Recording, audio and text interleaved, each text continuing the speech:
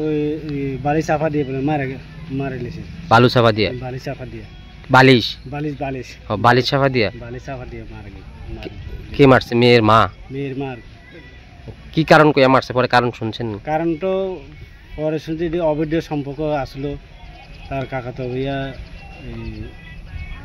তার কাকাতো ভাই। আচ্ছা, আর কি দেবরের সাথে অবৈধ সম্পর্ক কইছে? দেবর সাথে না, তার হলে কাকাতো ভাই, আর এর হলে বোমা হইতেছে। ও শ্বশুরের সাথে? শ্বশুরের সাথে আর কি। হ্যাঁ, বোমা হইতেছে। এই সম্বন্ধে তার বীজগুলো রাখানো, এই তার মনের মধ্যে ইয়ে হয়েছে আর কি। তো এটা কি কোনো জবর বোমার কি চাপ দিছে ছেলে? না ছেলে? না, ছেলে কিছু চাপ দি না, ছেলে কিছু চাপ এতে রাবার কাটতে মানুষের বাড়ি রাবার কাটে, রাবার কাটতে আইয়া এরপরে তারা রাবার কাটতে 9:10টার সময় আমরা শুনছি আর কি এই ঘটনা ঘটছে। ঘটনাটা। তো এখন বৌমা কই আছে?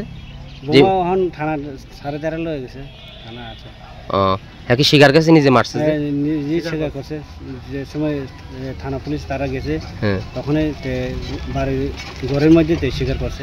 মানে হ্যাঁ বুঝতে পারছে যে এটা তার সন্তান না তার শ্বশুরের সন্তান? হ্যাঁ, নিজে স্বীকার করছে এই ঘটনাটা? এই নিজে মারে সে বালি চাপা দিয়া কটার সময় মারা গেছে, এদিও কয়ে এলো সে টাইমটা। মহিলাটার নাম কিতা? মহিলাটার নাম সুচিত্রা দেববর্মা। আর সে মহিলার স্বামীর নাম? স্বামীর নাম অমিত কুমার দেববর্মা। মেয়েটা? মেয়ের নাম রেশমি দেববর্মা।